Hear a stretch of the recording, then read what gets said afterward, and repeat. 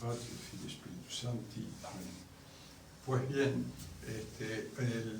este Evangelio de hoy hace manifiesto justamente, como decíamos la vez pasada, que la Epifanía constaba de 3 manifestaciones de Jesucristo. Pues esta es la última, por eso dice, y manifestó su gloria a sus discípulos y creyeron en él. En las bodas de Caná es la tercera epifanía de nuestro Señor. Muy bien, entonces por eso se pone este milagro, este evangelio de las bodas de Caná en el tiempo de Epifanía, pues para manifestar esto, ¿no? Para mostrar la Iglesia con la liturgia manifiesta esto que acabamos de decir. Pues bien, entonces hay que hacer un poco de composición del lugar, dice, porque después de los 3 días que Jesús salió del bautismo, que San Juan Bautista lo bautizó y le mostró a los discípulos propios de él, de San Juan Bautista, quién era el Cordero de Dios, a él tenéis que seguir. Estaban ahí, evidentemente que eran discípulos de San Juan, San Pedro, San Juan, Santiago, Andrés, etc. Eran discípulos de San Juan, que él se los mandó a Jesucristo. A él tenéis que seguir, él es el Cordero de Dios. Bueno, entonces todavía no eran discípulos de Jesús, así que probablemente el que se casaba, es decir, los que se casaban, serían muy conocidos o parientes de Jesús, porque muchos de los discípulos eran parientes de Jesús, eran primos o allegados, familiares, etcétera, etcétera, ¿no?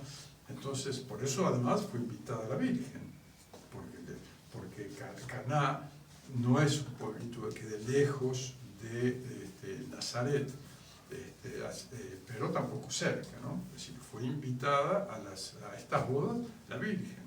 Y también fue invitado Jesús, porque era el hijo de la Virgen, ¿no? Entonces fue invitado también. Y con él sus discípulos, no porque lo fuera, sino que lo fueron después, porque manifestó su gloria y estos discípulos que lo seguían creyeron también en él. Entonces, por eso que se hacen, después de este milagro, los elige, ya propiamente los llama a su seguimiento. Pues ya ellos lo seguían a él, porque se lo ha indicado San Juan Bautista. Pues. Bueno, entonces todos estos fueron invitados a estas bodas. Y eran las bodas que se hacían, digamos, se ve que era una familia importante, pues, porque, como se llama, las fiestas duraban prácticamente una semana. Entonces mataban corderos y, bueno, en fin, tiraban la casa por la ventana, como se dice, ¿no? Entonces, pero claro, en algún momento de esos se acabó el vino. Se acabó el vino y era una humillación que en el medio de las bodas faltara el vino. Entonces, siempre presurosa, la Virgen, sabiendo esto, se le acerca porque estaba junto con él, ¿no? Estaba junto con Jesús y estos discípulos. Entonces se acercó y dijo, no tienen vino. Dice, bueno, ¿y qué nos importa a nosotros? Todavía no llegó mi hora. Es decir, todavía no llegó la hora de padecer y morir, etcétera, etcétera. Pero claro, todavía no había llegado y la Virgen no sabía a qué hora iba a llegar. Sin embargo, el reloj de Jesucristo, a pedido de la Virgen, siempre está adelantado. Siempre está adelantado. Siempre es hora para hacer algún milagro. Pues. Por eso hay que confiar. Por eso es la intercesora. Es la que siempre está pidiendo por las necesidades que sabe que conoce, digamos. Entonces, por eso siempre Jesucristo tiene el reloj adelantado para ella. Siempre es hora. Entonces, haced lo que los diga. Esto manifiesta aquello que decíamos la vez pasada, que descendió con ellos, cuando lo encontraron en el templo, descendió con ellos y les estaba sujeto. Ahí muestra a Jesucristo hoy, después, tenía 30 años ya, que todavía le estaba sujeto a la Virgen. O sea, haced lo que Él os diga. Y Jesucristo hizo el milagro. Entonces, ¿qué hizo? las tinajas, estas tinajas que estaban destinadas a las purificaciones, como dice, a las purificaciones, los judíos siempre se lavaban las manos, para cualquier cosa se lavaban. Entonces estaban destinadas a las purificaciones, no solamente las purificaciones rituales, sino que estos habían agregado rituales y qué sé yo, etcétera, etcétera. Entonces eran unas tinajas enormes, contenían como 100 litros. ¿Y por qué le ponían el agua ahí? Porque escaseaba el agua en Palestina, escaseaba. Entonces, ¿qué hacían? Iban al río, recogían el agua y llenaban las tinajas, que tenían como 100 litros. Pero claro, entonces las usaban permanentemente. Y es importante, porque lo usaban para las purificaciones. Muy bien. Entonces, ¿qué hace nuestro Señor? Los llama a los sirvientes y le dice: llenad las tinajas de agua. Y, bueno, estos obedientes pensaron, no sé, que faltaba agua en las tinajas. Las llenaron, completaron las tinajas de agua. O sea que había como 600 litros de agua. 600 litros de agua. Entonces, nuestro Señor no hizo aspavientos, ni gestos, ni nada por el estilo. Le basta el deseo de su voluntad. Es decir, Dios obra por su voluntad omnipotente. La creación ha sido hecha por su voluntad omnipotente. O sea que puede cambiar la naturaleza de algo, la sustancia de algo, naturalmente. No hace falta gestos, ni nada por el estilo. Nuestro Señor ha hecho gestos, ha hecho muchos gestos cuando hizo milagros, para significar algo, pues. Pero acá no hizo gestos. Acá lo único que les dijo es que llenaran las tinajas con agua. E inmediatamente les dijo: ahora ir y mostrarle al maestresala, que era el encargado, que no sabía de dónde provenía ese vino que le iban a mostrar. No sabía de dónde provenía. Pero sí lo sabían los sirvientes. Entonces, inmediatamente llevan, pero era un vino exquisito, era un vino riquísimo, evidentemente, si le cambió toda la sustancia de agua en vino, y se lo mostraron, bueno, etc. Entonces, viendo este milagro, los discípulos ya creyeron en él, porque manifestó su gloria, que los discípulos estaban viendo. Le ponen agua y sacan vino. Entonces vieron que nuestro Señor había hecho, y este fue el primer milagro que hizo nuestro Señor. Antes no había hecho ninguno. Hasta los 30 años no hizo ningún milagro, de chiquito, ni nada por el estilo. Porque hay evangelios apócrifos que dice que Jesucristo hacía pichoncitos de barro, pajaritos de barro, cuando era chiquito, qué sé yo, y como venían los otros chicos y los querían romper, los tocaba y se hacía volar. Nunca ha hecho milagro nuestro Señor. La Sagrada Escritura dice que este fue el primer milagro que hizo nuestro Señor para manifestar su gloria. Entonces, y esto es muy significativo, porque esas tinajas estaban, como decíamos, destinadas a la purificación. Nuestro Señor hace la conversión de agua en vino. Después va a hacer la conversión del mismo vino en su propia sangre, que es la purificación de los pecados de los hombres. Por eso es muy significativo este primer milagro que hace nuestro Señor, porque está relacionado. Nuestro Señor, como Dios, como decimos, no tiene periodos, no hay etapas, sabe perfectamente lo que va a hacer y lo que va a pasar, como Dios. Entonces, entonces se ha servido justamente de estas tinajas que servían para la purificación, para después mostrar cómo su sangre, como tiene poder de convertir las sustancias, como convirtió el vino en su propia sangre, para purificación del mundo, pues, para purificación de los hombres en general. Nuestro Señor dio su vida y toda su sangre, etcétera, etcétera, por todos, pero son pocos los que se apropian la redención. Por eso dice, por vosotros y no por muchos, por vosotros y por pocos, no todos, porque no todos se apropian de la redención. Por eso San Pablo dice, cumplo en mí lo que falta a la redención de Jesucristo. ¿Qué es lo que falta? ¿Que estaba incompleta? Sí. Que falta que yo me la apropie. Jesucristo nos redimió a todos, pero falta que yo me apropie esa redención y quiera ser redimido. Por eso el papel del ser humano es importantísimo en el plan de Dios. Por eso nos ha hecho libres, para escoger libremente. Entonces, nosotros libremente completamos en nosotros la redención de Jesucristo aceptándola. Y esto se acepta por fe. Por eso es tan importante, tan importante. Por eso los discípulos creyeron. Creer significa tener fe. Y la Virgen, que también fue, digamos, viendo a lo largo de la vida de Jesucristo, no solamente lo que enseñaba, sino también lo que hacía. La Virgen siempre fue creciendo en fe, porque la Virgen María siempre vivió de fe, de pura fe. Ella no tenía visión.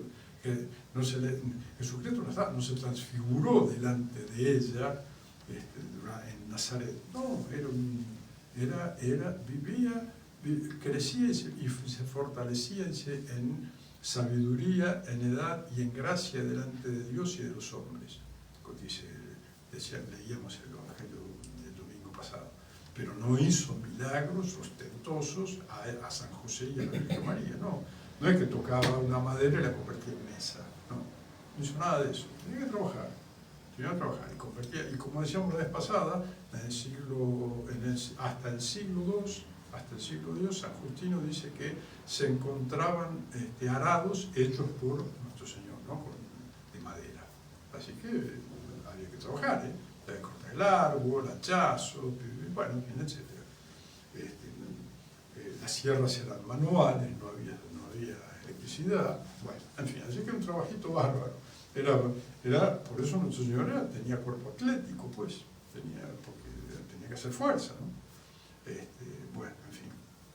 Entonces, hoy nuestro Señor manifestó con su primer milagro, su gloria, y sus discípulos creyeron en él. Y al mismo tiempo, nuestro Señor, aceptando ir a las bodas, eleva este contrato natural al orden sacramental. El matrimonio es un sacramento. Jesucristo lo hace sacramento. La ley natural existe.